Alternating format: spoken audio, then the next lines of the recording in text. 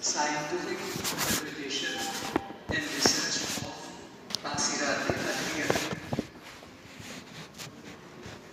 Now, in the module of this CAP, this topic is given in the form of two components: scientific interpretation of Tasirat al-Adwiyah and scientific research on Tasirat al-Adwiyah. So I requested that I would like to combine them together and present it as scientific interpretation and research on or of Tasirat al-Adwiyah. So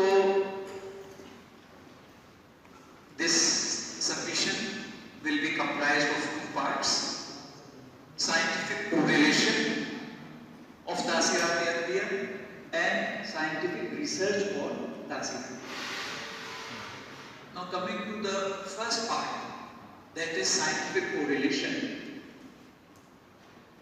So, the Tasirat al-Adwiyah should be correlated with pharmacological actions. And although pharmacological action is an exact translation of Tasirat al-Adwiyah, but by Tasirat al-Adwiyah we mean the pharmacological actions as conceived and described in Unani medicine. And when we use the term pharmacological actions, we mean pharmacological actions as conceived and described in Western medicine. Okay, so Tasirat al-Adwiyah means Unani pharmacological actions, and pharmacological actions means Western medicine pharmacological actions. So there is a need to correlate the Tasirat al-Adwiyah with pharmacological actions as conceived in and as described in Western medicine. Now, the Tasirat al-Adwiyah or Af'al al-Adwiyah, they show a closer correlation with the physiological types of pharmacological actions. Now, for this we have to go a little bit into the general pharmacology. In general pharmacology, you may be aware that pharmacodynamics is described as the study of physiological and biochemical effects of drugs. By physiological effects are meant the effects of the drug on various physiological systems and on various pathophysiological functions. For example,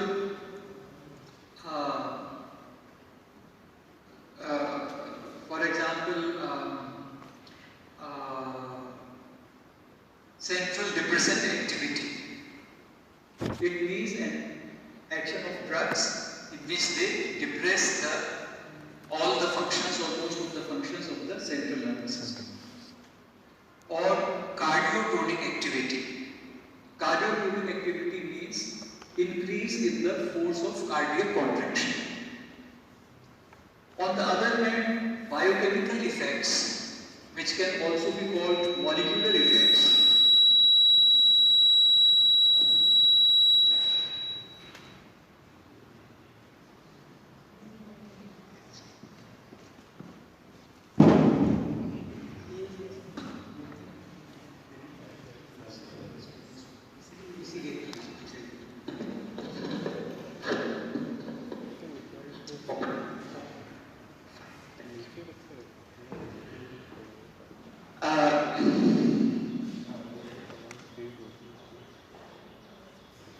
but by biochemical, or which can also be called molecular effects, are meant the effect of the drug on molecules or biochemical processes. For example, one well-known drug with cardiotonic activity, that is digoxin. It produces cardiotonic activity by inhibiting sodium by inhibiting the sodium pump. activating the sodium pump in the heart, which leads to buildup of sodium ions in the myocardial fiber, which in turn leads to the buildup of calcium ions, increase in concentration of calcium ions in the myocardial fiber, and this biochemical effect then leads to the physiological effect, that is cardiotonic activity, which means increased force of cardiac contraction. Another physiological type of action is energesic action. So we say that aspirin has got energesic action, but aspirin also has got COX inhibiting action. So energesic action is the physiological action of aspirin, and COX inhibition is the biochemical or molecular action of aspirin. So by these few examples we can appreciate that pharmacological actions can be divided into physiological actions and biochemical or molecular actions. Now the Afali-Adviya, they are more closely correlated with the physiological types of pharmacological actions rather than with the molecular types of actions. For example, let's take the term Muhallil. It is one of the very well-known field. So Muhallil is quite closely correlated with anti-inflammatory, with the pharmacological action known as anti-inflammatory action. Anti-inflammatory action is a pharmacological action in Western medicine. So Muhallil is quite closely correlated with anti-inflammatory action. But it is not, the term Muhallil is not so closely correlated with COX inhibition. In Western medicine, anti-inflammatory action is of two types, either due to COX inhibition or due to steroidal activity. You know that. So, someone can say that let us correlate anti-inflammatory Muhallil, let's correlate Tahleel with COX inhibition and steroidal activity. But this will not be so satisfactory, because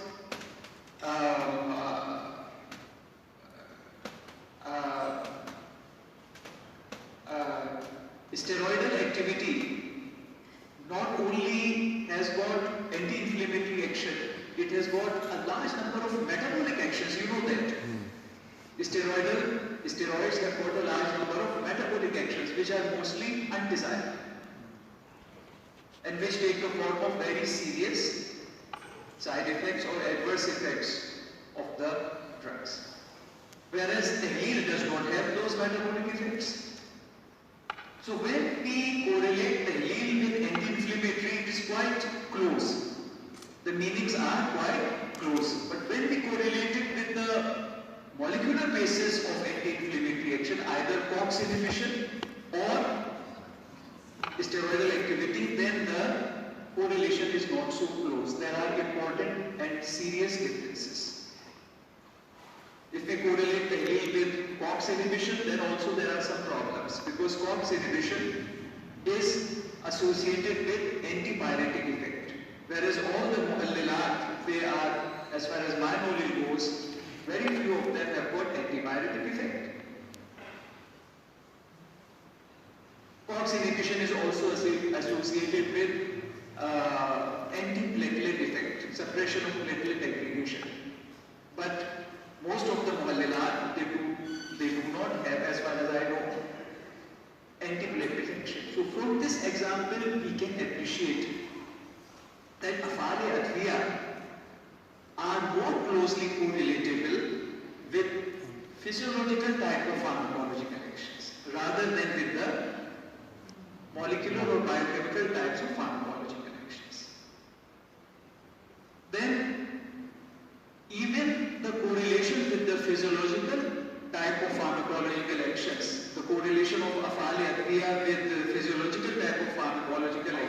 even that type of correlation has to be qualified. For example, tahleel may also have the sense of, I could not find the proper English term for it.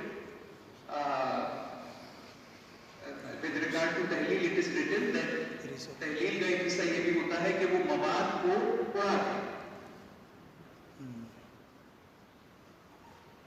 So this thing which I have translated very roughly as evaporation is also many times a part of tahleel. Not always, but many times a part of the term tahleel as conceived and used in Unani medicine. But this is not a part of anti-inflammatory activity. So even the correlation with physiological type of pharmacological actions should be qualified. It should be stated that tahleel, only a part of tahleel corresponds to anti-inflammatory. Tahleel has got some other senses, some other meanings which are not covered by the term anti-inflammatory. So this should be clearly understood, and it should be stated also that the correlation with between tahleel and anti-inflammatory is quite satisfactory, quite close, but even this correlation is not complete. And the discrepancy between the two correlations should be, some important parts of that discrepancy should be even pointed out, at least once. So, this brings us to the heading of this slide, that although the Af'ali Adwiya should be correlated with pharmacological actions, but this correlation has to be qualified. That qualified part is very, very important. Otherwise, instead of benefiting from this correlation, Unani medicine will lose from this correlation. Confusions will arise about the meaning of Af'ali Adwiya. So Unani medicine will lose because of these correlations. We want to make these correlations to give strength to Unani medicine, not to weaken it. So if we want to correlate for strengthening Unani medicine, then we have to appreciate that this correlation between Af'ali Adwiya and pharmacological actions should be qualified. One important part being that they should be correlated mainly with the physiological type of pharmacological actions. They may also be correlated with molecular type of actions, but mostly, primarily, Af'ali Adwiya should be correlated with physiological type of pharmacological actions, and even that correlation should be qualified. And some aspects of that qualification should be clearly stated also, as I tried to do while correlating tahleel and anti-inflammatory action. That the evaporation part of some muhallilat is not covered by the term anti-inflammatory. So this is an attempt at qualifying the correlation of Af'ali Adwiya even with the physiological type of pharmacological actions. Now, this qualification is all important, and this proper qualified correlation, this because it is in infancy, it is just beginning. We do not have all the methods and principles for this correlation. What is proper correlation? What is improper correlation? We do not have much experience with it. And when we do not have experience, naturally we do not have a method for it. Only when we have experience, we can develop a method for some process.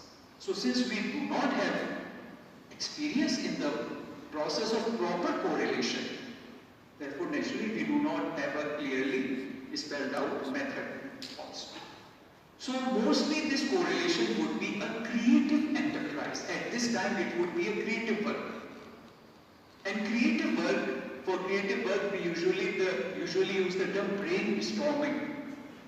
When we do not have the principles for a problem, and the first time when we sit down to start thinking about it and explaining it, a problem for the first time, then that process is called brainstorming session.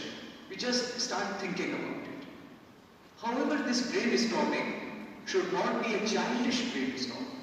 There should be a very serious, very responsible brainstorming, which should be based upon a wide and deep understanding of both Unani medicine as well as Western medicine.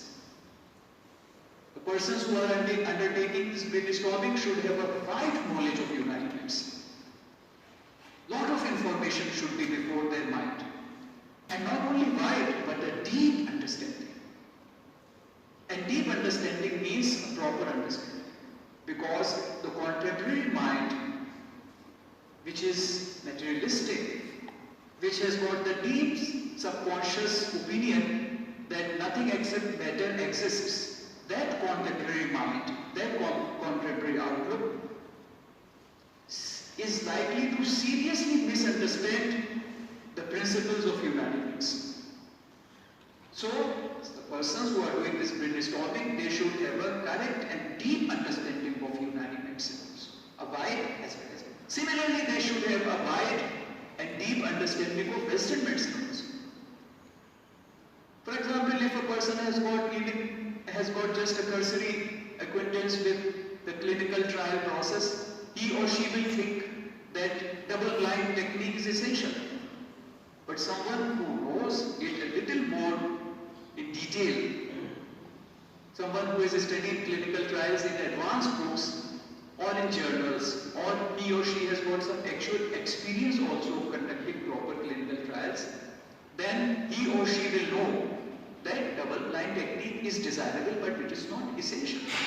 So if it is creating a problem in the clinical trial of a Unani drug, that may be conducted as an open study. Only thing is that its scientific bar will go down, but still it will be accepted as a clinical trial. So from this example we can understand that we also require for a proper brainstorming, for a meaningful brainstorming, we require a wide and deep understanding of Western medicine also.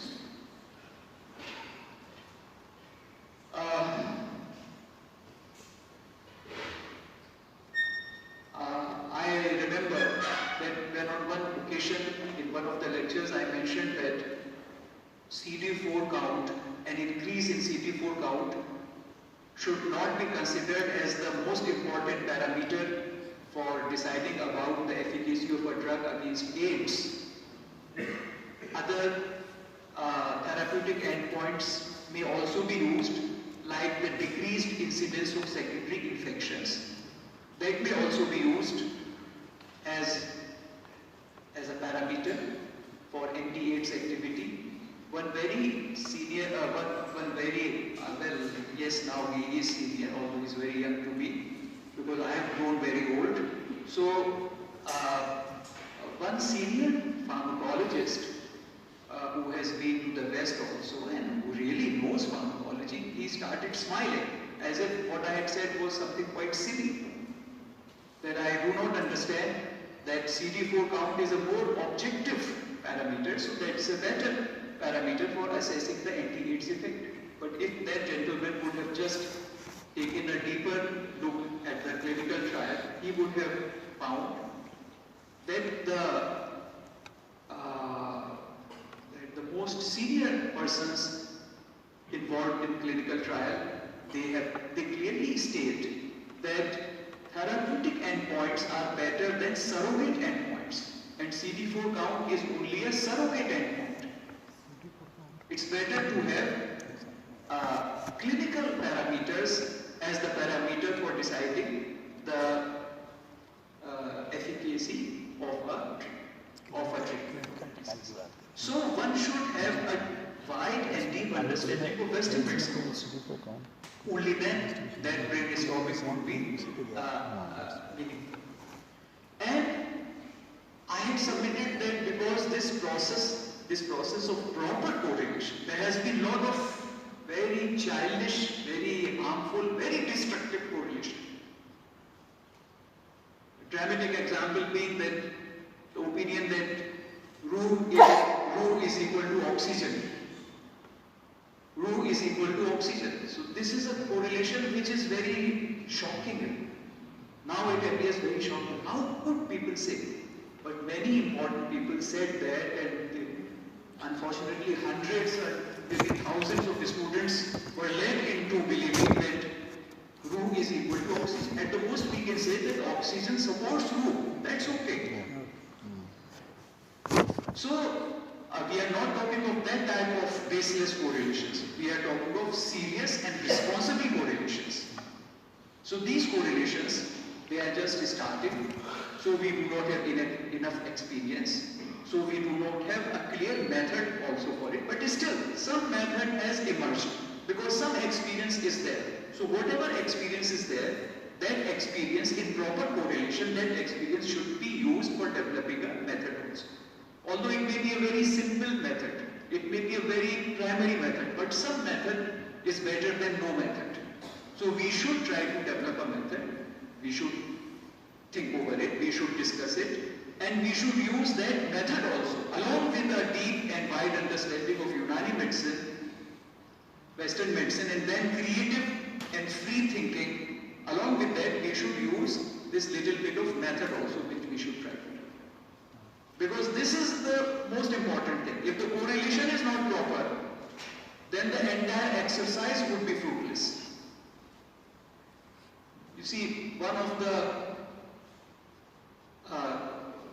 very noted Unani institutions, many decades back, it made the correlation that by arkan are meant the elements of the periodic table. So now, as Unani medicine says, that human beings are made up by a particular combination of arkan, and this particular combination of arkan gives to each person his or her own distinctive temperament. So now we should try to find out the temperament in terms of the elements of the periodic table. An entire department was set up under that name, Department of Elementology. And maybe crores of rupees were spent on that department. And how much work? And the result was a big zero. And now probably that department has been it has been given a silent burial.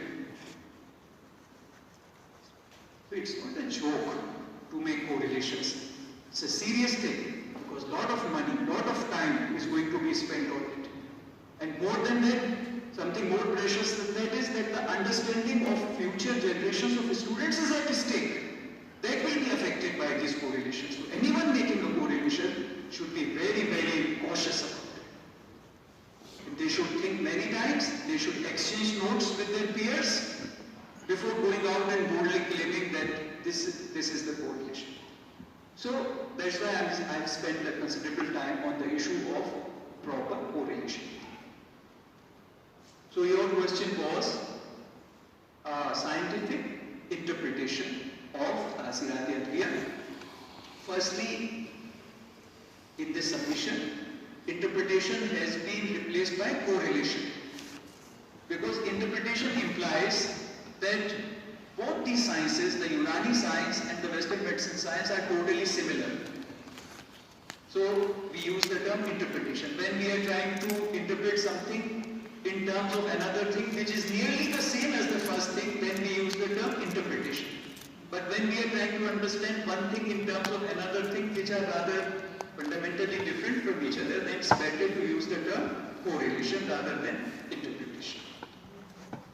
So the correlation of Afali Adviya with pharmacological actions is important, but it should be qualified, and one principle is that it should be mainly, Afali Adviya should be mainly correlated with the physiological type of pharmacological actions, also with molecular type, but mainly with the physiological type of actions, and even that correlation should be qualified.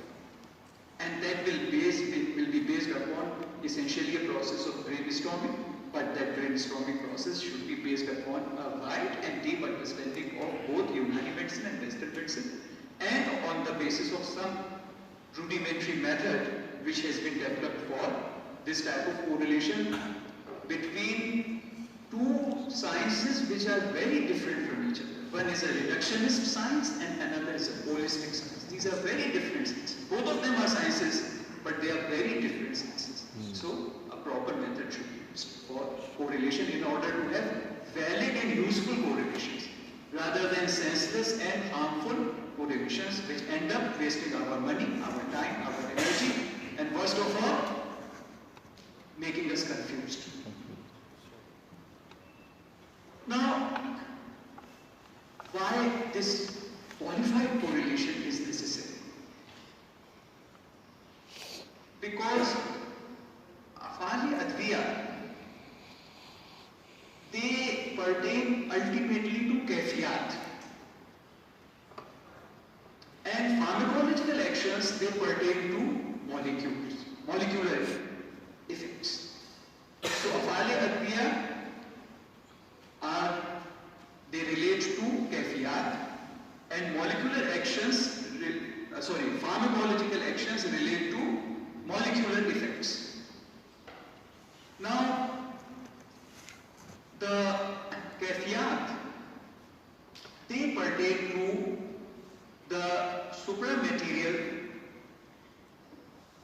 level of man, that is the arwah and koha. According to Unani medicine,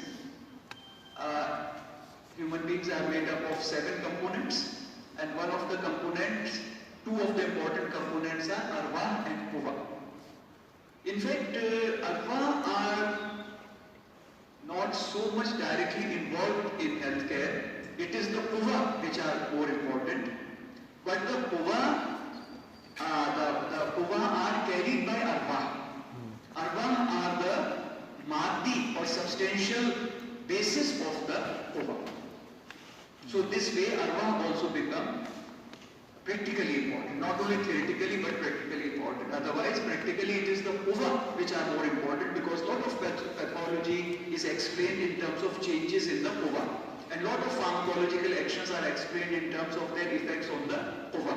So koha are very important. Now this koha carried by the arwah, and the arwah are supra-material things, and arwah have got kafiyat. Kafiyat pertain to arwah, but kafiyat also pertain to the aza. However, if we closely analyze the Unani statement that both arwah and aza are made from akhlaq, and arwah are made from the latif ajza of akhlaq, whereas the aza are made from the kasif ajza of akhlaq. So it may appear to us that the kafiyat pertaining to arwah are pertaining to some supramaterial thing, whereas the kafiyat pertaining to kasif ajza and via them to aza, because kafiyat pertain to both arwah and aza. So kafiyat pertaining to aza via the akhlaq, via the kasif ajza of akhlaq, it may appear to us that this is the material part. But if we look carefully, even this is not a differentiated matter. This is also something for which some Ayurvedic scholars have used the term proto-material. Some Ayurvedic scholars have used the term proto-material for the doshas. The doshas, they correspond to the akhlaq. You know that doshas, they correspond to the akhlaq. So the term for doshas which they have used is proto-material. So although it is material, but it is still not fully differentiated matter. It is a, so to speak, undifferentiated level of matter. So the kafiyat, they pertain to the supramaterial level, that is the arwah and koha, via the latif ajza of akhlaq, and the kafiyat pertain to proto-material level, that is the aza, via the kasif ajza of akhlaq. Whereas the pharmacological actions of Western medicine, they pertain to molecules which are not supramaterial and they are not even proto-material. They are fully differentiated matter. And even in fully differentiated matter, the molecular level of matter. So you can see that there is a wide distance between the afali adviya and pharmacological actions. Afali adviya are described in terms of kafiyat, and kafiyat are things which are related to supramaterial level and protomaterial level, whereas pharmacological actions, they pertain to molecular effects, and molecular effects are fully differentiated matter and even the molecular level of matter. So the distance is very wide. Because of this wide distance, the correlation has to be qualified. So this is the explanation why the correlation should be qualified. Earlier, पहले तो हमने सिर्फ ये देखा कि उसको qualified होना चाहिए. तहलील में उड़ाना भी शामिल है. तहलील ज़्यादा अच्छी तरह correspond करता है एंटी-इंफ्लेमेटरी के साथ बनिस्बत कॉक्स इनहिबिशन और स्टेरॉइडल एक्टिविटी की. फिर हमने ये देखा कि एंटी-इंफ्लेमेटरी के साथ जो इसका कोरिलेशन है उसमें भी क्वालिफिकेशन होना चाहिए, क्योंकि तहलील में उड़ाना भी शामिल होता है जो कि इस एंटी-इंफ्लेमेटरी में शामिल नहीं होता. तो पहले तो हमने सिर्फ देखा कि मतलब यानी है क्या. अब हमारे सामने इसकी वजह सामने है, ऐसा क्यों है, ऐसा मतलब ये कोरिलेशन इतना मुश्किल क्यों होता है, उसकी वजह भी हमारे सामने आई. क्योंकि वजूद की जिस सतह पर यूनानी साइंस, वजूद की जिस सतह के रेफरेंस से यूनानी साइंस बात करता है और वजूद की जिस सतह से वेस्टर्न साइंस बात करता है, उसके बीच में बहुत फासला है. चुनांचे वही होना चाहिए जो तजर्बा बताता है कि अफाल अदविया को जब हम कोरिलेट करते हैं फार्माकोलॉजिकल एक्शन से तो प्रॉब्लम्स आती हैं. उन प्रॉब्लम्स को सॉर्ट आउट करने के लिए हमें कुछ क्वालिफिकेशंस करने पड़ते हैं. तो उसकी वजह हमारे सामने आई कि इसकी वजह क्या है. वजूद की जो सतह हैं जिसके हवाले से दोनों साइंस बात करते हैं, उनके दरमियान बहुत फासला है. अब सवाल ये पैदा होता है कि अगर इतना फासला है और वेस्टर्न साइंस तो इतना अच्छा साइंस है, इतनी अच्छी तरह से सब चीजें पूरी सब गिरफ्त में आ जाती हैं, पूरी तफसील के साथ और पूरी ऑब्जेक्टिविटी के साथ, कोई भाव नहीं रहता, तो फिर हम यूनानी मेडिसिन को जो कैफियत बेस्ड साइंस है उस शक्ल में क्यों रखें. क्यों ना हम यूनानी मेडिसिन को मॉलिक्यूलर बेस्ड साइंस में कन्वर्ट कर दें. ये एक सवाल पैदा होता है. इसका एक जवाब है. वो जवाब ये है कि ये जो कैफियत बेस्ड साइंस है या मिजाज बेस्ड साइंस, मिजाज का मतलब कैफियत, गर्म सर्द तर खुश्क कैफियत है ये चारों. तो हम मिजाज बेस्ड साइंस के हैं या कैफियत बेस्ड साइंस के हैं, बात एक ही है. कैफियत बेस्ड साइंस का या मिजाज बेस्ड साइंस का जो सबसे बड़ा फायदा है वो ये है कि उसके नतीजे में होलिज्म पॉसिबल हो. और होलिज्म के नतीजे में दो बहुत बड़े फायदे हासिल होते हैं. एक फायदा तो ये होता है कि जिसे हम रूट क्योर कहते हैं या रेडिकल क्योर कहते हैं, बीमारी का वो जड़ से दूर हो जाना, वो मुमकिन होता है. और दूसरी चीज ये कि एक नुकसानात के बगैर या कम से कम नुकसानात के साथ मुआवजा मुमकिन. रेडिकल क्योर और root cure, radical means root, so radical cure or root cure and safety, both these things become possible because of holism of human medicine. And this holism becomes possible because of कैफियत based science और मिजाज based science. उसकी वजह क्या है कि मिजाज based science से ही होलिज्म पॉसिबल होता है. उसकी वजह ये है कि कैफियत बेस्ड साइंस इंसान کو اس سطح کے اوپر اپروچ کرتا ہے جس سطح پہ انسان ایک کل ہے. انسان اپنے سپر میٹیریل لیول کے اوپر ایک کل ہے, ایک یونیفائڈ اینٹی ہے, اور اپنے میٹیریل لیول کے اوپر انسان ہم سب جانتے ہیں کہ وہ تو لامتناہی اس کے اندر ڈفرینسیشن ہے. تو جب ہم انسان کو اس کی سطح پہ اپروچ کریں گے جہاں پر کہ وہ ایک یونیفائڈ ہے, جس سطح پہ گویا پورا انسان ایک ریسپٹر کے طور پر کام کرتا ہے, اور ہمارے جسم میں تو سینکڑوں ریسپٹرز ہیں اور کتنے ہارمونز ہیں اور کیا ہے تمام چیزیں ہیں جسمانی سطح پہ میٹیریل لیول کے اوپر. لیکن ہماری جو سپر میٹیریل لیول ہے اس لیول پر ہم ایک یونیفائڈ کل ہیں.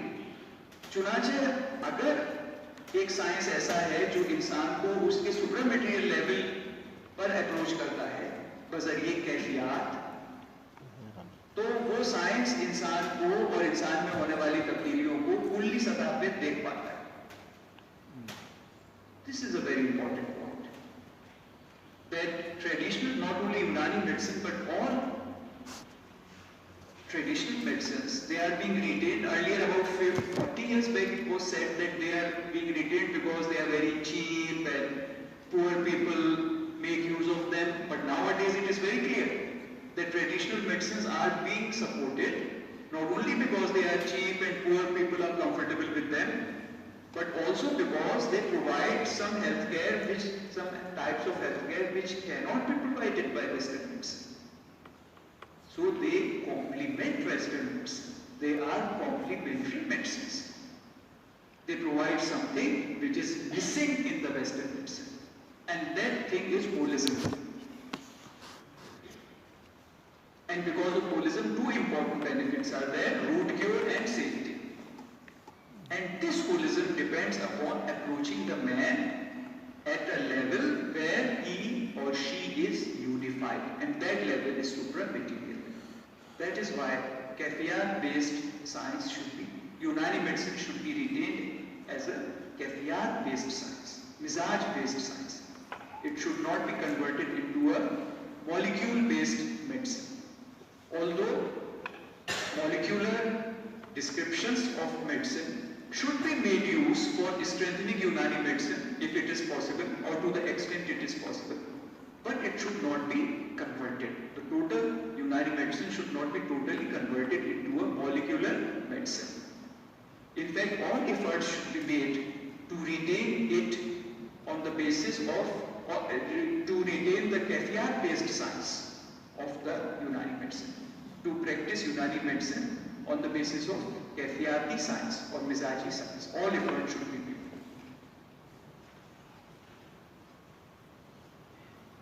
Now, two more points.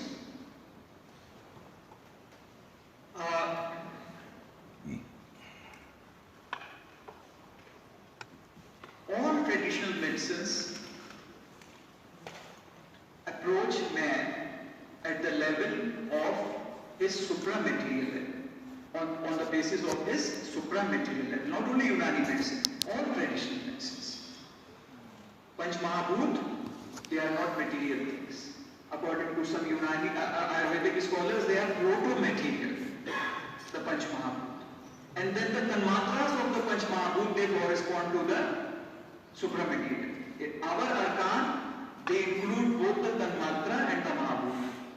In Unani, Arkan have got both subtle part and physical part. But in Ayurveda, the Mahabhut are material, but proto-material. And the subtle part is called Tanmatra. So there are 5 Mahabhuts, and each, corresponding to each Mahabhut, there is a Tanmatra. So all traditional medicines approach man at the supra-material level. So they are based upon a supra-material philosophy. For example, in Ayurveda, it is mentioned that the human being has got 5 koshas or envelopes. What is considered as the totality of man by modern day persons or by materialist persons, the totality of person, that thing is only the fifth kosh, Annamaya kosh. So physical body is only one kosh or one envelope of human beings, Annamaya kosh. Then around the Annamaya kosh there is a Pranamaya kosh. And around the Pranamaya kosh there is a Manomaya kosh. And around the Manomaya kosh there is a Gyanmaya kosh. And around that is the Anandamaya kosh, which is the fifth kosh. In every Ayurvedic book mentions these 5 koshas or sheets or envelopes. So all traditional medicines, they are based upon a philosophy which recognizes the material level of man as well as the supramaterial level of man. But Unani medicine has got the advantage that its philosophy, which is Islamic philosophy, states the different levels of reality in very clear terms. As a general philosophy, as a general theory, in Islamic philosophy, the levels of existence are mentioned as a general theory, which is called Darajat-e-Wujud. That everything has got 5 levels: Nasut, Malkut, Jabrut, Lahut and Harut, according to one scheme. Other schemes have got other names: Ahadiyat, Wahidiyat, so on and so forth. So because although all traditional medicines are based upon the philosophy that man has got different levels of existence, but this is present as a general theory in Unani, in the philosophy of Unani medicine. That's why in Unani medicine, the idea of approaching man at his or her supramaterial level is very clear as compared to other traditional medicines. Is that यानी हालांकि तमाम traditional medicines इस नजरिए को समझते हैं, इस बात को समझते हैं कि इंसान के अंदर फौकुल मादा सतह की है, लेकिन यूनानी मेडिसिन जिस फिलॉसफी पे बेस्ड है यानी इस्लामी फलसफा, उसमें ये बात एक जनरल थ्योरी के तौर पर बयान की गई।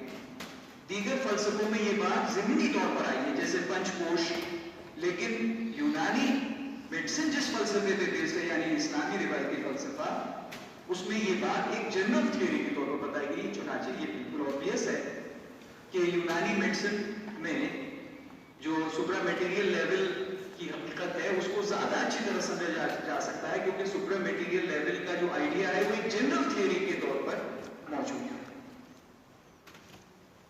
Then at the level of medicine,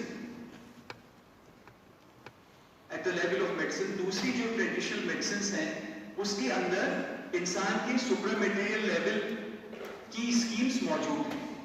मिसाल के तौर पे आयुर्वेद में जो फिजियोलॉजी है इंसान की, उसके बारे में कहा गया कि ये 3 धातुओं पर से मुश्तमिल है। 3 धातु या 3 दोष, उसी को धातु कह देते हैं अगर प्योरली फिजियोलॉजिकल टर्म्स की बात की जाए, उसको दोष कह देते हैं जब पैथोफिजियोलॉजिकल टर्म्स की बात की जाए। पित्त, कफ और वात, 3 दोष के ऊपर बेस्ड है। और फिर दवाओं के बारे में बताया गया कि दवाओं के अंदर 6 रस हैं, और फिर ये बताया गया कि फला पित्त को फला रस कम करता है। चुनाचे एक मखसूस बीमारी जिसमें फला दोष बढ़ जाए उसमें फला रस रखने वाली दवा लेनी चाहिए। तो ये एक सिस्टम है सुप्रामेटेरियल लेवल पे, क्योंकि दोष भी सुप्रामेटेरियल है। आयुर्वेदिक स्कॉलर्स ने खुद उसको प्रोटोमेटेरियल कहा है, और जो रस है दवा का असर, रस, ये भी दवा का एक सुप्रामेटेरियल असर है। इसके बरक्स यूनानी मेडिसिन में जो सिस्टम है वो इस तरह के छोटे छोटे सब सिस्टम्स नहीं है, बल्कि यूनानी मेडिसिन के अंदर एक ग्रैंड सिस्टम में सारी चीजें मुंजबित कर दी गई हैं। फिजियोलॉजी 4 कैफियत पर बेस्ड है, फार्माकोलॉजी भी 4 कैफियत पर बेस्ड है। आयुर्वेद में फिजियोलॉजी तो 3 दोष पर बेस्ड है और फार्माकोलॉजी 6 रसों पर बेस्ड है, लेकिन यूनानी में چار کیفیات پر بیسڈ ہے, فارماکولوجی بھی چار کیفیات پر بیسڈ ہے, پیتھولوجی بھی چار کیفیات پر بیسڈ ہے, دواؤں کے اثرات بھی چار کیفیات پر بیسڈ ہیں, اور اسباب ستہ ضروریہ اور غیر ضروریہ کے جو اثرات ہیں وہ بھی چار کیفیات پر بیسڈ ہیں, علاج بھی چار کیفیات کے اوپر بیسڈ ہے, حفظ صحت بھی چار کیفیات کے اوپر بیسڈ ہے, کون سی غذا انسان کو کھانی چاہیے, ایک مخصوص مزاج کے انسان کو کون سی غذا کھانی چاہیے یہ بھی چار کیفیات پر بیسڈ ہے, اور کس مرض میں کس انداز کس سوء مزاج رکھنے والے مرض میں کون سی دوا دینی چاہیے وہ بھی چار کیفیات پر بیسڈ ہے. تو یہ بہت بڑا فرق اور امتیاز ہے یونانی میڈیسن میں اور دیگر ٹریڈیشنل میڈیسنز میں, کہ دیگر ٹریڈیشنل میڈیسنز بھی انسان کے سپر میٹیریل لیول کے ریفرنس سے اس کو اپروچ کرتے ہیں, چنانچہ ہولسٹک ہیں اور ان کے پاس سپر میٹیریل سسٹمز ہیں, لیکن سپر میٹیریل سسٹمز ان کے الگ الگ ہیں, فزیولوجی کا الگ ہے, فارماکولوجی کا الگ ہے, پیتھولوجی کا الگ ہے. اس کے برعکس یونانی میڈیسن کے اندر ساری چیزیں, ہیلتھ کیئر کے سارے اجزاء, physiology, pharmacology, pathology, prevention, maintenance of health, تمام چیزیں ایک ہی سسٹم پر بیسڈ ہیں, چار کیفیات. اس وجہ سے یونانی میڈیسن اس وجہ سے یونانی medicine is the most powerful holistic super material based medicine. ساری ٹریڈیشنل میڈیسنز جو ہیں وہ ہولسٹک ہیں, ساری ہولسٹک اس لیے ہیں کیونکہ وہ تمام میڈیسنز انسان کو اس کے سپر میٹیریل لیول پہ جہاں وہ یونیفائڈ ہے وہاں اپروچ کرتی ہیں, لیکن دیگر ٹریڈیشنل میڈیسنز کے جو سپر میٹیریل اسکیمز ہیں وہ کئی اسکیمز ہیں, اور یونانی میڈیسن کی جو سپر میٹیریل ہیں وہ ایک ہی اسکیم ہے, ایک ہی اسکیم سے ساری چیزیں ایکسپلین اور منضبط ہوتی ہیں. یہ وجہ ہے کہ تمام ٹریڈیشنل میڈیسنز میں سب سے زیادہ پاورفل ٹریڈیشنل میڈیسن یونانی میڈیسن. اچھا صاحب, اب جب یہ اطمینان ہو گیا کہ بھائی کیفیات بیسڈ سائنس کی شکل میں ہی یونانی کو کیوں باقی رکھنا چاہیے, تو پھر اب یہ سوال پیدا ہوتا ہے کہ پھر ہم بایو مالیکولر سائنس کو کیوں کوریلیٹ کریں. یہ بھی تو پھر ایک سوال پیدا ہو جاتا ہے, جب کیفیات بیسڈ سائنس کے اتنے فائدے ہیں, اتنے وہ ہیں, تمام چیزیں ہیں, ہولزم پاسبل ہوتا ہے, ہولزم سے سیفٹی اور روٹ کیور پاسبل ہوتا ہے, اور ساری ٹریڈیشنل میڈیسنز کا یہی انداز ہے کہ وہ سپر میٹیریل لیول پہ اپروچ کریں, تو پھر ہم بایو مالیکولر سائنس کے ساتھ کیوں کوریلیٹ کریں. اس کا بھی تو کوئی معقول بنیاد ہونی چاہیے. تو اس کا پہلا جواب تو یہ ہے کہ اس کے ذریعے سے ہم مین اسٹریم کو کنونس کر سکتے ہیں. جب ہم یونانی میڈیسن کو, اور ہم تو علم الادویہ کی ٹرمز میں بات کر رہے ہیں, جب ہم افعال ادویہ کو, جب ہم تاثیرات ادویہ کو فارماکولوجیکل ایکشن سے کوریلیٹ کر لیں گے تو ہم مین اسٹریم کو پھر کنونس کر سکتے ہیں. ہم اگر کہیں گے کہ آپ ہماری دوا سورنجان کو اس لیے استعمال کیجیے کیونکہ یہ محلل ہے, تو لوگ نہیں سمجھیں گے. پھر ہم کہیں کہ آپ ہماری دوا کو اس لیے استعمال کیجیے سورنجان کو کیونکہ یہ اینٹی انفلیمیٹری ہے, تو وہ فوراً ہاں, اب یہ بات سمجھ میں آئی, اینٹی انفلیمیٹری. اور اینٹی انفلیمیٹری ایکشن کا جو ویل نون اینیمل ماڈل ہے کیراتین ایڈیما ٹیسٹ, اس میں بھی ہم سورنجان دے کے اور دکھا دیں گے کہ وہ والیوم ریڈیوس ہو جاتی ہے, تو مین اسٹریم کنونس ہو جائے گی کہ ہاں سر یہ جو ہے سورنجان یہ کوئی ایسی باتیں نہیں ہیں, خالی باتیں, بلکہ یہ حقیقت میں جو یہ تحلیل جو چیز ہے یہ کوئی چیز ہوتی ہے, یہ وہی ہے جو اینٹی انفلیمیٹری ایکشن ہے جو ہم سمجھتے ہیں. تو بایو مالیکولر سائنس کے ساتھ کوریلیٹ کرنے کا ایک فائدہ تو یہ ہے کہ اس کے ذریعے سے مین اسٹریم کو کنونس کیا جا سکتا ہے. ہمالیہ ڈرگ کمپنی نے یہی کام کیا. ہمالیہ ڈرگ کمپنی میں جب 40 سال پہلے انٹرنشپ کر رہا تھا, اس وقت میرے کنسلٹنٹس نے مجھے, جب ہمارے پاس کچھ ایسے مریض آئے جن کو ہیپیٹائٹس تھا, ہماری کنسلٹنٹ نے کہا ان کو وہ لکھ دو بھائی لیف 52.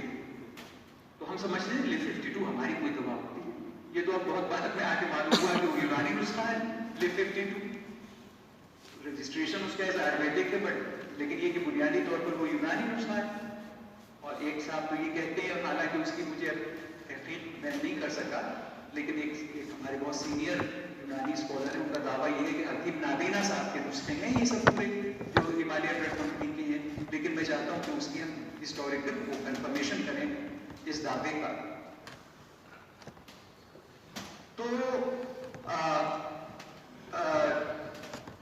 یہ چیز ہمالیہ ڈرگ کمپنی نے اس طرح سے اچیو کی کہ اس نے اپنی ان بیسیکلی یونانی دواؤں کو کے اوپر اینیمل اسٹڈیز کی، اور ان کا ایک رسالہ نکلتا تھا، دو نکلتے تھے شاید، اب بھی نکلتے ہیں، ایک کیپسول کے نام سے اور ایک اور جو زیادہ ٹیکنیکل تھا اس کا نام میں بھول رہا ہوں. وہ سب یہ ڈاکٹرز ایمارز انہوں نے اپوائنٹ کیے، ایمارز جا کے ڈاکٹر سے ملے، انہوں نے وہ سب جرنلز دیے ان کو کہ دیکھیے صاحب یہ فلاں اینیمل ٹیسٹ میں یہ چیز کام کرتی ہے، یہ کرتی ہے، فلاں کلینکل اسٹڈی میں اس نے کام کیا. زیادہ تر اینیمل اسٹڈیز جو کہ وچ آر ایزی. اس سے آپ سمجھ سکتے ہیں کہ یہ کتنی اہم بات ہے مین اسٹریم کو کرنے سے. ایک فائدہ تو اس سے یہ ہوگا کہ مین اسٹریم کنوینس ہوگا اس بایو مالیکولر سائنس کے ساتھ افعال ادویہ کو کوریلیٹ کرنے سے. دوسرا فائدہ یہ ہوگا کہ اس کے نتیجے میں جو ریسرچ ہے افعال ادویہ کے اوپر یا ادویہ کے اوپر جو ریسرچ ہے، یہ ریسرچ زیادہ صریح بھی ہو جائے گی، ایکسپلیسٹ، اور زیادہ تیز بھی ہو جائے گی، فاسٹ ہو جائے گی. صریح ہونے کی ایک بڑی مثال یہ ہے کہ بایو مالیکولر میڈیسن میں اسٹیٹسٹکس استعمال ہوتے ہیں. کلینکل ریسرچ، خاص اینیمل ریسرچ میں بھی اسٹیٹسٹکس استعمال ہوتے ہیں، لیکن کلینکل ریسرچ میں جو اسٹیٹسٹکس استعمال ہوتے ہیں اس سے بہت فائدہ ہوتا ہے. اس سے یہ چیز قطعی طور پر واضح ہو جاتی ہے کہ اس ڈرگ نے ان پیشنٹس میں جو امپروومنٹ کیا وہ ڈرگ سے ہی ہوا، کسی ہڈن فیکٹر سے نہیں ہو گیا. اسٹیٹسٹکس اپلائی کرنے سے یہ فائدہ ہوتا ہے کہ یہ بات قطعیت کے ساتھ ثابت ہو جاتی ہے کہ جو فائدہ ہوا ہے ایک دوا کو دینے سے وہ اس دوا کے دینے کی وجہ ہی سے ہوا. ہڈن فیکٹرز جن کو کنفاؤنڈر یا کنفاؤنڈنگ فیکٹرز کہتے ہیں یا نان اسپیسیفک فیکٹرز کہتے ہیں، مثلا نیچرل ہسٹری آف ڈیزیز وغیرہ وغیرہ، اس وجہ سے نہیں ہوا ہے بلکہ اس طرح سے ہوا. تو اسٹیٹسٹکس کے ذریعے سے یہ جو بایو مالیکولر سائنس ہے یہ زیادہ صریح، ایکسپلیسٹ ہو جاتا ہے کیونکہ اس میں اسٹیٹسٹکس کا استعمال ہوتا ہے. دوسرا یہ کہ یہ تیز ہو جاتا ہے. کلینکل ٹرائلز تو خیر فاسٹ نہیں ہوتے، لیکن اینیمل اسٹڈیز بہت فاسٹ ہوتی ہیں. اینیمل اسٹڈیز میں آپ بہت تیزی سے کام کر سکتے ہیں کیونکہ ایتھیکل انہیبیشنز اینیمل اسٹڈیز میں کم ہوتے ہیں، اس لیے اینیمل اسٹڈیز میں ایکسپینڈیچر کم ہوتا ہے، ٹیکنیک آسان ہوتی ہے، وقت کم لگتا ہے.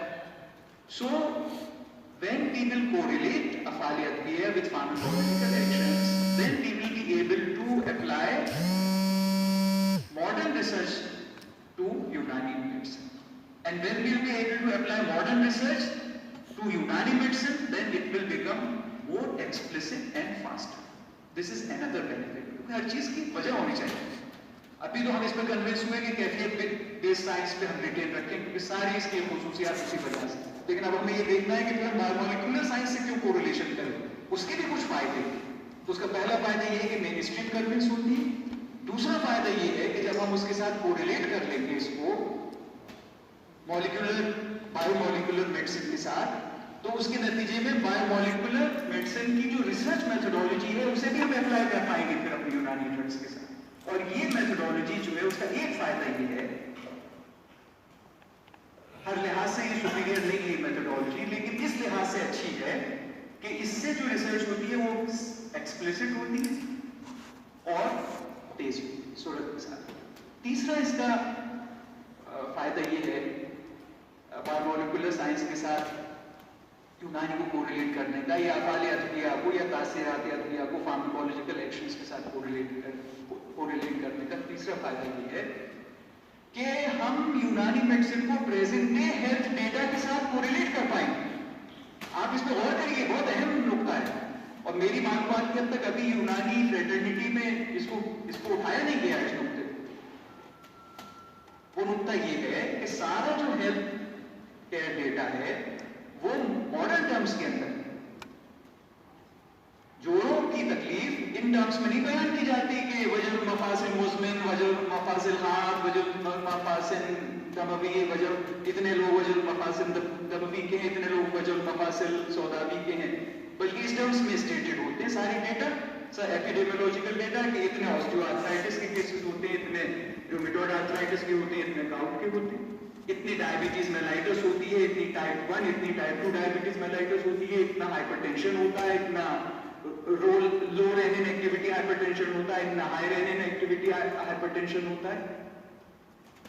تو سارا جو اس پریزنٹ ڈے جو ہیلتھ کیئر ڈیٹا ہے وہ بایو مالیکولر ٹرمز میں اسٹیٹڈ ہے. تو جب تک ہم اپنی یونانی کو اس کے ساتھ کوریلیٹ نہیں کریں گے بایو مالیکولر ڈسکرپشنز کے ساتھ, ہمیں یہی نہیں معلوم ہوگا کہ ہم اپنے یونانی کے کن حصوں کو کہاں استعمال کر کے فائدہ اٹھا سکتے ہیں. اس کا استعمال کہاں ہے؟ ہماری یونانی میڈیسن کی جو مخرج سودا دوائیں ہیں ان کا کہاں استعمال ہے؟ جب ہم یہ کوریلیٹ کر لیں گے کہ رومیٹوئڈ آرتھرائٹس وجہ المفاصل سوداوی کے ہم پلہ ہے تو ہمارے لیے آسان ہو جائے گا. ہمارے پاس علاج ہے. ہماری جو مخرج سودا ادویہ ہیں ان کو ہمیں ایک ذہن میں آ جائے گا, ہم پروجیکٹ بنا کے دے دیں گے کہ ان کو ہم وجہ المفاصل سوداوی میں استعمال کریں گے, بریکٹ میں لکھ دیں گے رومیٹوئڈ آرتھرائٹس تاکہ وہ لوگ سمجھ جائیں. یہ بہت امپورٹنٹ پوائنٹ ہے کہ سارا ڈیٹا آج کل کا جو ہیلتھ کیئر ریلیٹڈ ڈیٹا ہے وہ بایو مالیکولر ٹرمز میں موجود ہے. چنانچہ یونانی کو افعال ادویہ کو جب ہم کوریلیٹ کر لیں گے فارماکولوجیکل ایکشنز کے ساتھ اور تھراپیوٹک ایفیکٹس کے ساتھ, تو ہمارے لیے ہماری یہ سمجھ میں آئے گا کہ ہم اپنے طب کے کن کن چیزوں کو جو ہمارے کرشمے اور جو ہمارے یہ شوبدے اور ہمارے یہ سارے تلسمات ہمارے اس میں ہیں جیب میں, ان کو ہم کہاں کہاں استعمال ہم کر سکتے ہیں. یہ ہم کو واضح ہوگا, پھر ہم ایسا کرنا شروع کریں گے, پھر ہم وہ اسٹیٹ کریں گے, وہ ہم اپنے دعوے کریں گے, وہ ہم اپنے پروجیکٹس دیں گے اور ہم عملاً اس کو کرنا شروع کر دیں گے. ہم ان کے راستے پہ نہیں چلیں گے, لیکن کیونکہ بات ان کے ٹرمز میں کی جا رہی ہے تو بات تک پہنچنے کے لیے ہم اس کو ریلیشن کا فائدہ اٹھائیں گے, پھر ہم اپنی بات کریں گے, پھر اپنے ٹرم سے بات کریں گے. ہم ہمیشہ رومیٹوئڈ آرتھرائٹس کے ٹرم سے بات نہیں کریں گے. ہم رومیٹوئڈ آرتھرائٹس کا جو یونانی کاؤنٹر پارٹ ہے وجہ المفاصل سوداوی وہ ہم دریافت کر لیں گے, اور پھر آگے کی پوری گفتگو کم از کم اپنے سرکلز میں اور بلکہ پبلک میں بھی ہم وجہ المفاصل سوداوی کے ٹرمز میں کریں گے, بریکٹ میں رومیٹوئڈ آرتھرائٹس بھی لکھ دیں گے. یہ تیسرا بہت بڑا سبب ہے جس کی بنا پر یہ کوریلیشن ویلیوبل ہے اور کرنا چاہیے.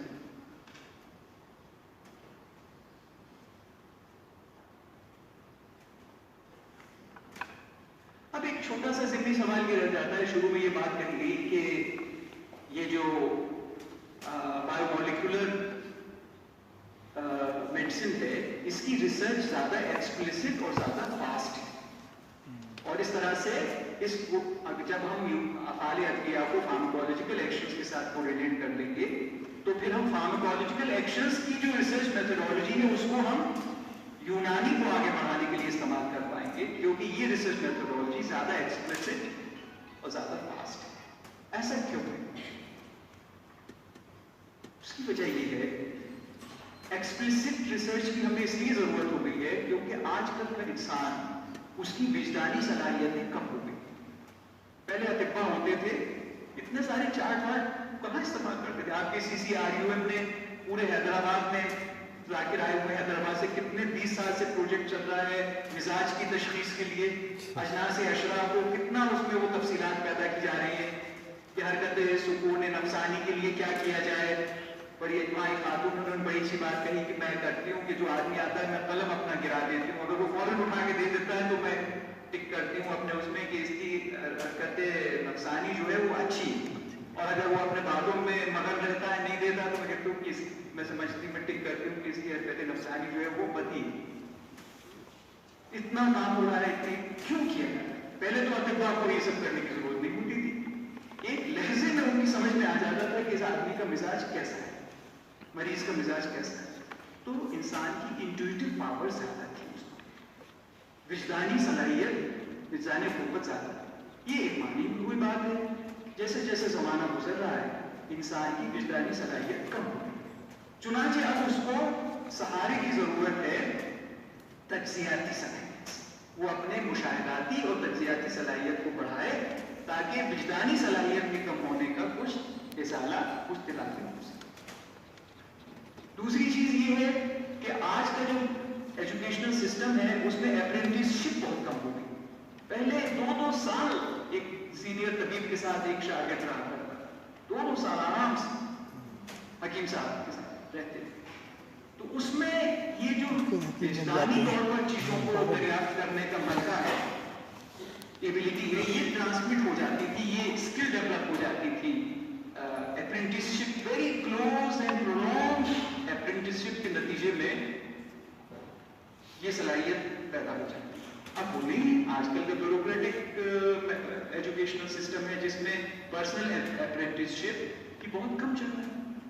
اس سے باہر ذہنی طور پہ یہ بات بھی نکلتی ہے کہ CCIM کو یہ غور کرنا چاہیے کہ یونانی نے اپرینٹسشپ کو بڑھایا، ممکنہ جتنا ممکنہ اس میں اضافہ کیا جا سکتا ہے اپرینٹسشپ کو، صرف مدت کے لحاظ سے نہیں بلکہ کیفیت کے لحاظ سے زیادہ کلوز اپرینٹسشپ ہو سکے. اس طرح کی کچھ مسئلہ یہ کہ ڈیزائربل کوالیفیکیشنز بھی شامل کیا جا سکتا ہے کہ 3 مہینے یا 6 مہینے آپ کسی سینئر طبیب کے ساتھ اگر رہیں تو اس کو کم از کم ایک ڈیزائربل کوالیفیکیشن کے طور پر اس سرٹیفکیٹ کو تسلیم کیا جا سکتا ہے. تو لوگ پھر رہنے لگیں گے، پھر اس سے فائدہ ہوگا. تو یہ تو خیر ایک ضمنی بات ہے، میرا آج کا موضوع یہ نہیں ہے. میرا موضوع تو یہ ہے کہ کیونکہ اپرینٹسشپ کم ہے اس لیے بھی پرابلم ہوتی ہے. تیسری یہ ہے کہ لوگ آج کل اتنا وقت اور اتنی محنت نہیں کرتے. پہلے مجھے کئی اتباع نے بتایا کہ سب سے پہلے تو ہمارے استاد جو تھے وہ ہم کو جو عربی میں وہ القانون فی الطب ہے، وہ ان کا دعویٰ تو یہ تھا کہ پورا یاد کرواتے تھے. مجھے ذرا اس پہ تردد ہے، I take it with a pinch of salt. کم از کم اس کی کچھ اہم عبارتیں وہ ان کو حفظ کروا دیتے تھے. عربی کی کچھ اہم عبارتیں کم از کم وہ حفظ کروا دیتے تھے اپنے شاگردوں کو، پھر آگے بڑھاتے تھے. آج کل کس کے پاس اتنا وقت، کس کے پاس اتنی محنت کا جذبہ ہے؟ ان تمام چیزوں کا نتیجہ یہ نکلا ہے کہ جو چیزیں وجدانی طور پر اور ایمائی طور پر، اب ایمائی بھی لوگ نہیں سمجھ رہے ہوں گے سوائے عبد الودود کے ایمائی کا کیا مطلب ہے.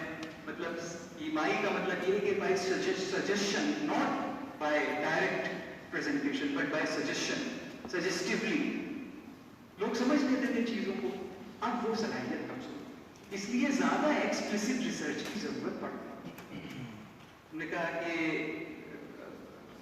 بایو مالیکولر سائنس کی ریسرچ ہم کر سکیں گے اگر ہم کوریلیشن کر لیں گے، اور اس ریسرچ کا ایک فائدہ یہ ہے کہ وہ زیادہ ایکسپلیسٹ ہے. زیادہ ایکسپلیسٹ ریسرچ کی ہمیں ضرورت کیوں ہے؟ اس کا یہ چاہیے کہ آج کے دور میں اس وجہ سے ہمیں زیادہ ایکسپلیسٹ ریسرچ کی ضرورت ہے.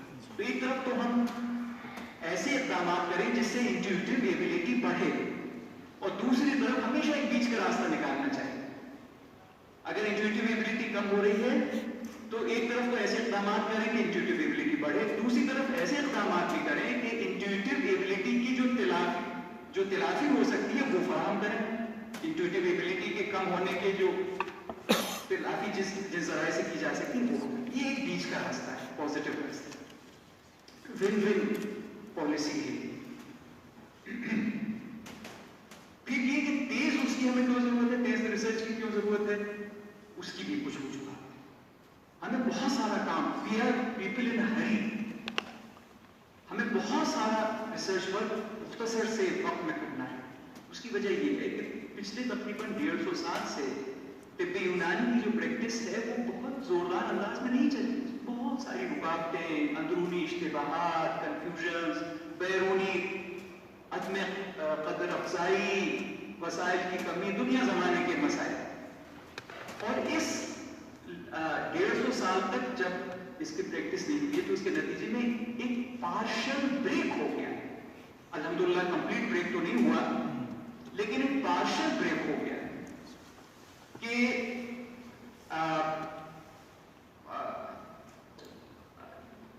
یونانی طب کی جو ایک متدہ ایک فہم موجود تھا سماجی سطح پہ، وہ متدہ فہم ختم. پہلے ایک عام طالب علم چند سال پڑھ کے اس کو معلوم ہو جاتا تھا کہ ساری اہم بیماریاں، ان کے علاج کیا ہیں، اور بلکہ اس سے آگے بڑھ کے اس کی انڈیویجولائزیشن کے اصول کیا ہیں یہ بھی معلوم ہو جاتا ہے. نہ صرف مجربات بلکہ اس میں جو فردر نسخہ نویسی کے وہ ہونے چاہیے ترقیات، اس کا بھی کچھ خود انسان کو ہو جاتی ہے.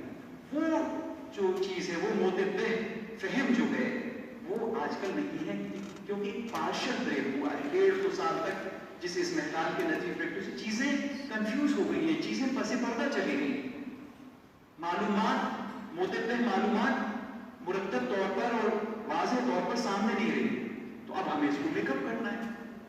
اسے میک اپ کرنے کے لیے ہمیں ری ویلیڈیشن کرنا ہے. ری ویلیڈیشن ہم بہت جلدی کرنا چاہتے ہیں، اور اینیمل ریسرچ خاص طور سے بہت تیز ہوتی ہے، فاسٹ ہوتی ہے.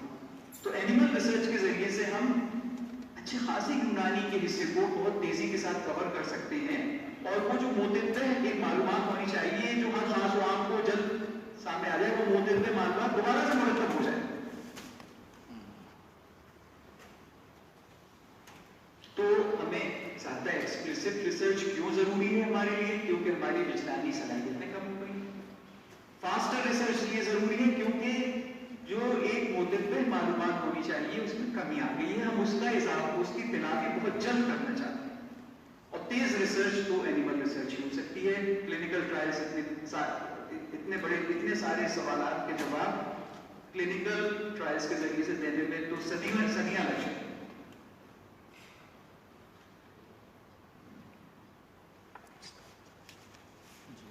اب سوال آتا ہے، اب تک ہم یہ دیکھتے رہے کہ ہمیں کوریلیشن کرنا چاہیے، وہ کوالیفائڈ کوریلیشن ہونا چاہیے، وہ کوریلیشن کس طرح کا نہیں ہونا چاہیے، کس طرح کا ہونا چاہیے، یہ سب چیزیں ہم دیکھتے رہے. کیوں ہونا چاہیے کوریلیشن؟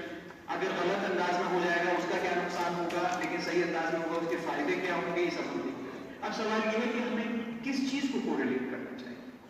یونانی سائڈ سے ہمیں کس چیز کو فارماکولوجیکل ایکشنز کے ساتھ کوریلیٹ کرنا چاہیے؟ اس کا جواب یہ ہے کہ قوہ ثانیہ و ثالثہ.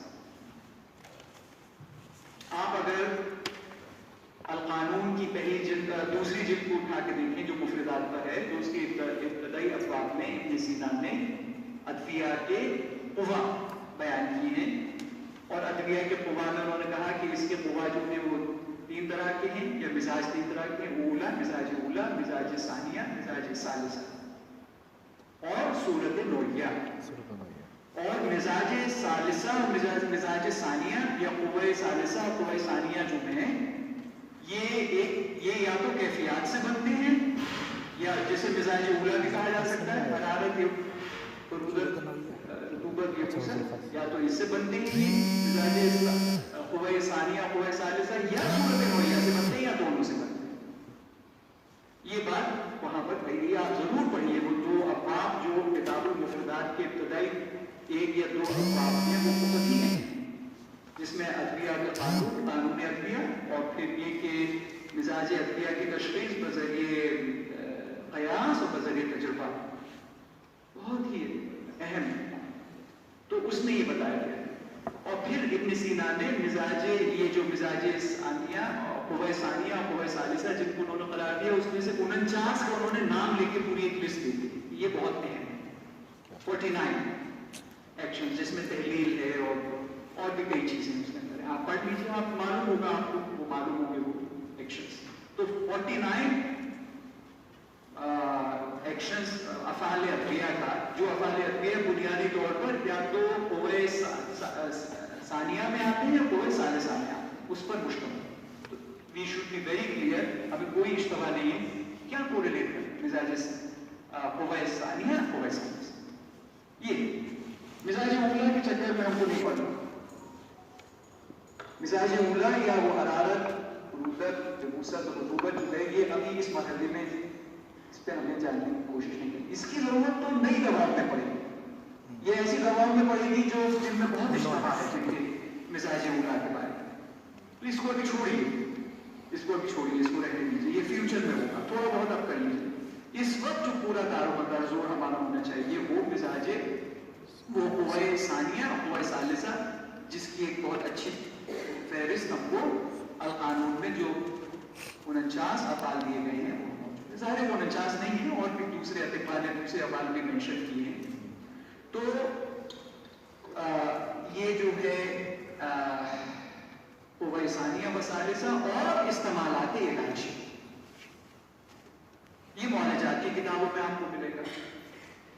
اس کو لگ گیا کہ کتابوں میں ملے گا، لیکن زیادہ تر معالجات کی کتابوں میں ملے گا، استعمالات علاجی. اور یونانی میڈیسن میں علم الادویہ کے ایشوز کو سیٹل کرنے کے لیے معالجات کو ساتھ ملانا ضروری ہے. اس کے بغیر علم الادویہ نہ صرف سمجھ نہیں سکتے ہم، بلکہ اس میں سیریس کنفیوژن ہو سکتا ہے. مثال کے طور پر جب ہم نے یہ دیکھا نفیسی میں کہ دوائیں اپنی کیفیت کے تھرو کام کرتی ہیں، اور کیفیت 4 ہیں: صورت نوعیہ، کیفیت اولا، کیفیت ثانیہ، کیفیت ثالثہ. نفیسی کی تو فوراً ذہن میں آئے کہ صورت نوعیہ کو انہوں نے کیفیت کیسے قرار دے دیا؟ صورت نوعیہ تو کیفیت کے مقابلے میں آتی ہے کہ ہر شے جو ہے وہ بنی ہوتی ہے صورت سے اور مادے سے، اور مادے کی کیفیات ہوتی ہیں. ہائلومورفزم کا جو نظریہ ہے، تو اس کا پھر جواب یہ سمجھ میں آیا، ممکنہ جواب، کہ جو دواؤں کے ایکشنز ہیں، چاہے وہ صورت نوعیہ کے قبیل سے ہوں یا کیفیت والے اثرات ہوں، انسان میں جو یہ اثر کرتے ہیں تو انسان کی کیفیت کو تبدیل کرتے ہیں. کیونکہ بدن کی صورت نوعیہ تو بدلی نہیں جا سکتی. جو کچھ بدلا جا سکتا ہے بدن انسان میں، وہ اس کی کیفیت بدلی جا سکتی ہے. اب یہ کیفیت کبھی صورت نوعیہ سے بدلتی ہے. ایک دوا صورت نوعیہ کے ذریعے جو کام کر رہی ہے، انسان میں جو تبدیلی کرتی ہے، وہ تو کیفیت کی تبدیلی کرتی ہے، چاہے وہ صورت نوعیہ کے تھرو کام کر رہی ہو یا اپنی کسی کیفیت کے تھرو کام کر رہی ہو. تو مجھے ایسا لگتا ہے کہ اتنا بڑا مسئلہ میرے لیے حل ہو گیا، کیونکہ میں نے علم الادویہ کو فوراً کوریلیٹ کیا تھا معالجات کے ساتھ، پیشنٹ کے ساتھ، کہ انسان کے بدن پہ دوا کس طرح سے اثر کر رہی ہے. بدن پہ تو اثر بائی وے آف کیفیت ہی ہوگا. تو شاید اطباء نے جو یہ کہہ دیا کہ دوائیں اپنی کیفیت سے کام کرتی ہیں اور کیفیت میں صورت نوعیہ کو بھی شمار کر لیا، شاید اس کی وجہ یہ کہ الٹیمیٹلی دوائیں جو ہیں کیفیات بدن کو تبدیل کر کے کام کرتی ہیں، خواہ صورت نوعیہ کے ذریعے سے کریں، خواہ اپنی کیفیات کے ذریعے سے کریں. تو اس مثال سے یہ بات سمجھ میں آتی ہے کہ آپ حضرات بھی، ہم سب جو ہیں، ہم جب علم الادویہ کو سمجھنے کی کوشش کریں تو معالجات ہمیشہ ساتھ رکھیں، اور دیگر چیزوں کو بھی، لیکن خاص طور سے معالجات کو سامنے رکھیں تو ہمیں زیادہ صحیح کر سکتے ہیں. تو what has to be correlated؟ وہ ثانیہ و ثالثہ، 49 ایکشنز ان القانون اینڈ استعمالات علاجی. استعمالات علاجی ہمیں دونوں جگہ سے ملیں گے، معالجات کی کتابوں سے بھی، دونوں کی کتابوں سے. مزاج جو ہے، یعنی سرد، گرم، خشک ہوتا ہے، جیسے میں نے عرض کیا، اس میں ابھی ہمیں جاننے کی ضرورت نہیں ہے، اس میں تھوڑی بہت ضرورت ہے، یہ آگے کرو. اب یہاں پر ناؤ وی کین ریوائز. اب ہم اپنے کلیات ادویہ پہ آ سکتے ہیں کہ ڈرگس ایکٹ بائی 4 کیفیت. ابھی جو میں نے عرض کیا تھا کہ نفیسی میں یہ لکھا ہوا ہے کہ دوائیں جو ہیں وہ مندرجہ ذیل کیفیات سے کام کرتی ہیں. وہ کیفیات ہیں صورت نوعیہ. میں نے اس میں لکھا تھا وائی صورت نوعیہ از کالڈ کیفیت، may be because it acts by affecting کیفیات بدن. وہ میں نے ابھی. پھر قوت اولا یعنی مزاج، اور تیسرے اور چوتھے نمبر پہ قوت ثانیہ اور قوت ثالثہ. یہ قوت ثانیہ اور قوت ثالثہ جو ہیں یہ ڈرائیو ہوتے ہیں یا تو قوت اولا سے یا صورت نوعیہ سے. تو صورت نوعیہ سے ان کا ڈیریویشن تو شاید ہم کر ہی نہیں سکتے. صورت قوت اولا سے ہم ان کا ڈیریویشن کر سکتے ہیں، جن کو ہم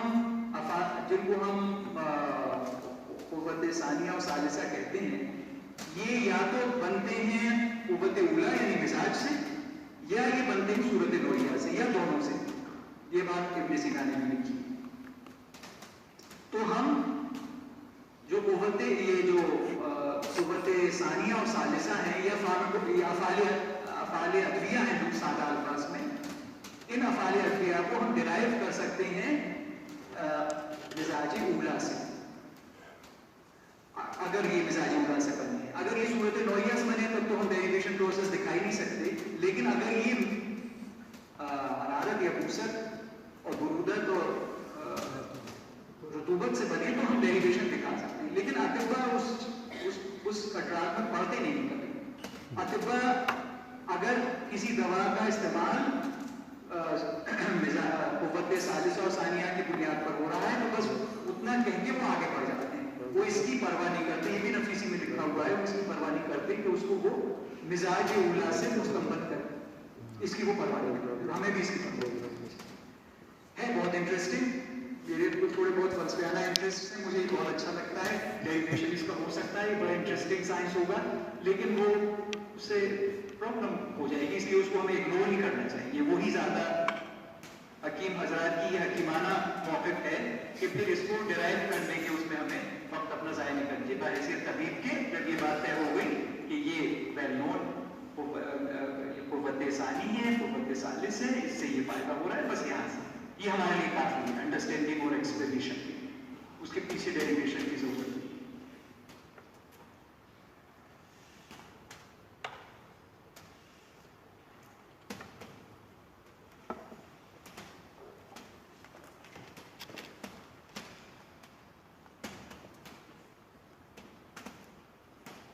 یہ میں اگر اس نیکسٹ سلائڈ کو بند کرنا چاہوں تو کیسے بند کروں؟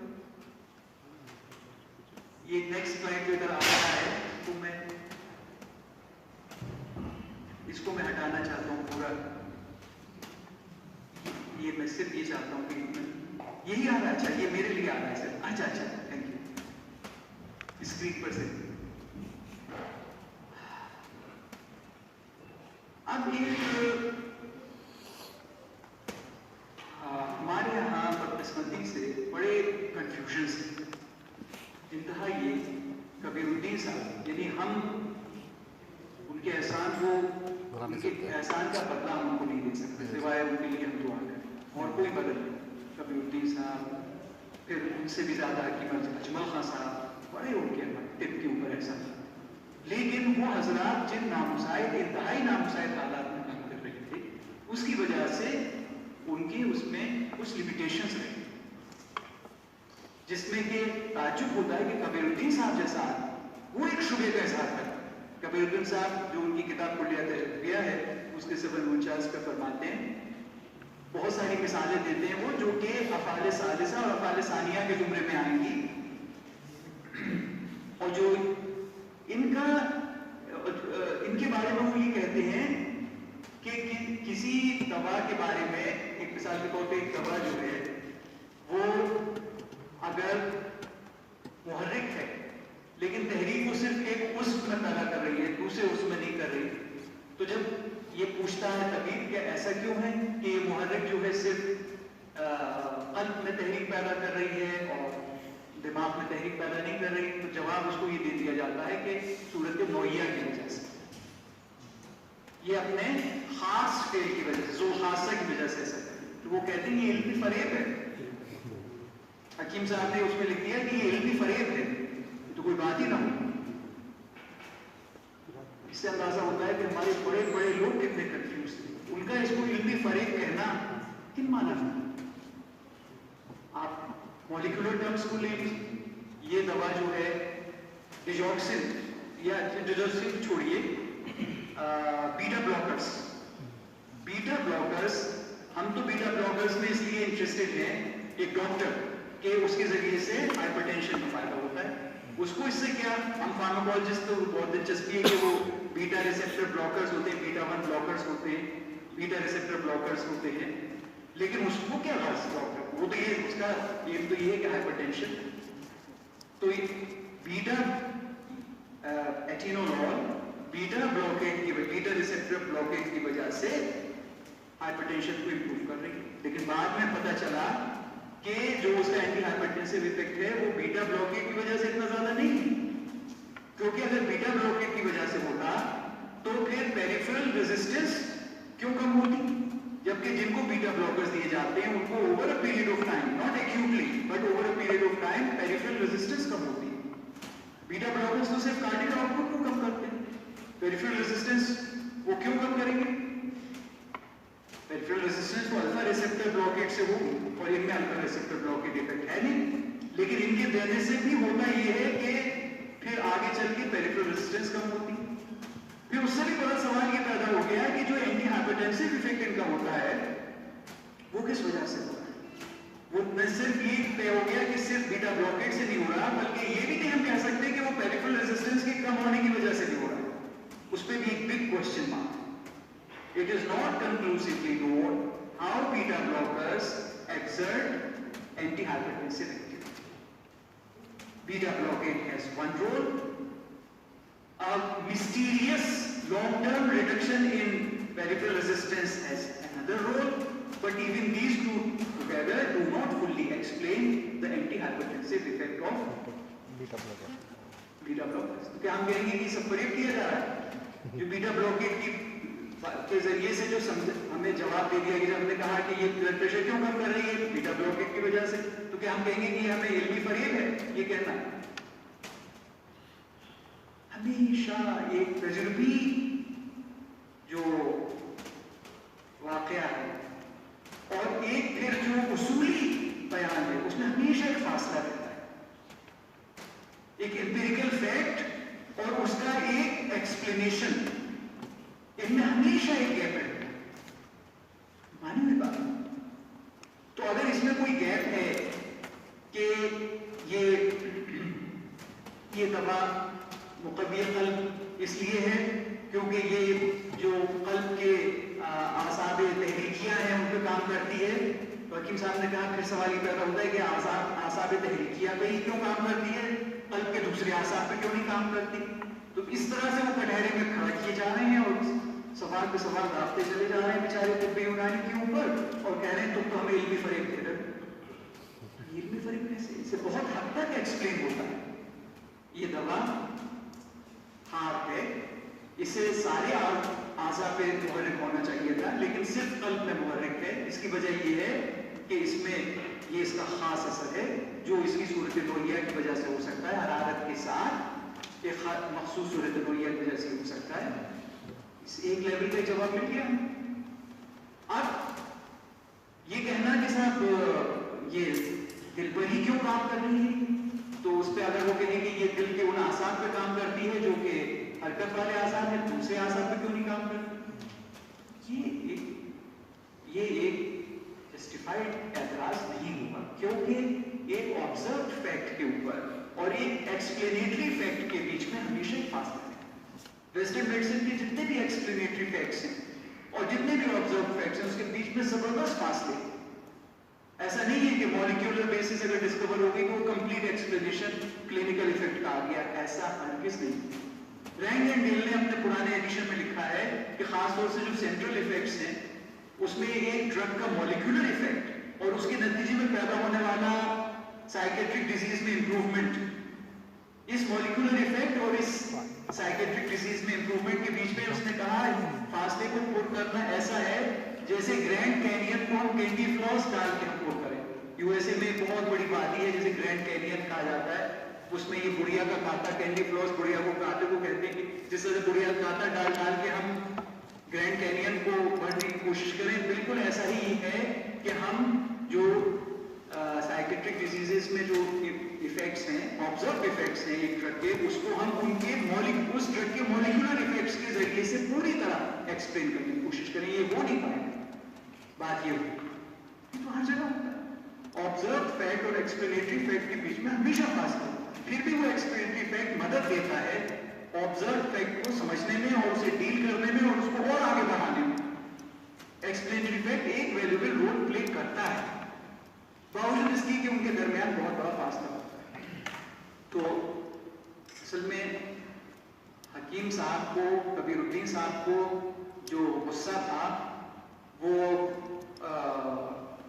एक तो शायद इस वजह से था कि वो इस बात को भूल गए कि हमेशा ऑब्जर्व फैक्ट और एक्सप्लेनेटरी फैक्ट के बीच में फासला रहता है। हमेशा डॉक्टर उनसे पूछते रहते होंगे तो उनके ऊपर भी एक प्रेशर आता होगा, स्ट्रेस में आते होंगे हकीम साहब, इसलिए बजाय पलट के कहने की भाई तुम्हारे दिल में भी तो जो एक्सप्लेनेटरी फैक्ट्स हैं वो पूरी तरह एक्सप्लेन नहीं करते क्लिनिकल इफेक्ट, वो बेचारे यूनानी को मदून करने लगे हकीम साहब।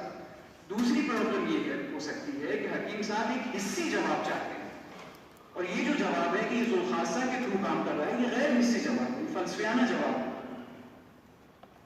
और ये हिस्सी जवाब है कि बीटा रिसेप्टर को ब्लॉक कर रहा है, उसे तो आप आंखों से देख सकते हैं। बीटा रिसेप्टर को कोई चीज ब्लॉक कर रही है नहीं कर रही, इसे आप आंखों से देख सकते हैं। You can see it in a way, not by eyes but by analytical chemistry. You can see that a drug is actually physically blocking the beta receptors. تو حکیم صاحب نے ایک غصہ انہوں نے جو اس کو فریب علمی قرار دیا اس کی ایک وجہ غالباً یہ تھی کہ وہ ایک حصی جواب چاہتے تھے. تو صاحب یہاں پر ایک بات ہمیں اچھی طرح سے سمجھ لینی چاہیے. اگر ہم حصی جواب چاہتے ہیں تو حصی جواب تو مادی سطح کے تعلق سے ہی دیا جا سکتا ہے. تو اگر ہمارا اصرار یہ ہے کہ ہم حصی جواب کے بغیر کام نہیں لیں گے کسی چیز سے طب کو اپنے آگے نہیں بڑھائیں گے تو ہمیں اس پہ قانع ہو جانا چاہیے کہ ہم ہولسٹک طب تو کبھی ہمارے پاس ہو ہی نہیں سکتا. کیونکہ ہولسٹک طب ہم دیکھ چکے کہ وہ فوق المادہ سطح پہ انسان کو جب اپروچ کیا جاتا ہے اس صورت میں ہی ایک ہولسٹک میڈیسن بن سکتی ہے. تو اگر آپ ہولسٹک میڈیسن چاہتے ہیں تو انسان کو اس کے سپرامیٹریل لیول پہ اپروچ کیجیے, پوائنٹ آف ریفرنس اسے بنائیے. فزیکل کو بھی دیکھتے ہیں لیکن پوائنٹ آف ریفرنس آپ کا سپرامیٹریل لیول ہو, اور اگر وہ ہوگا تو آپ کا جواب کلیتاً حصی نہیں ہو سکتا, آپ کا جواب حصی اور فکری ہوگا.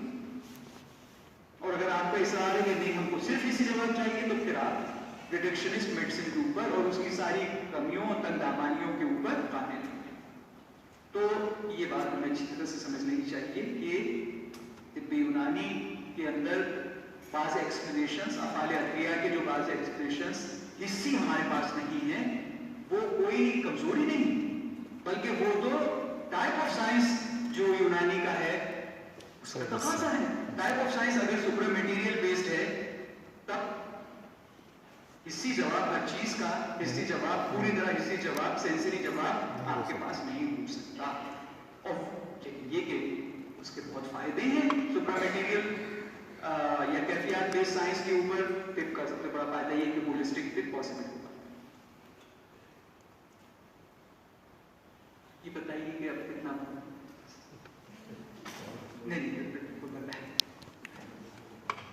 ایک براڈ آؤٹ لائن اور اوپر کیا گزری اتنی دیر سے مجھے بات چیت چل رہی ہے.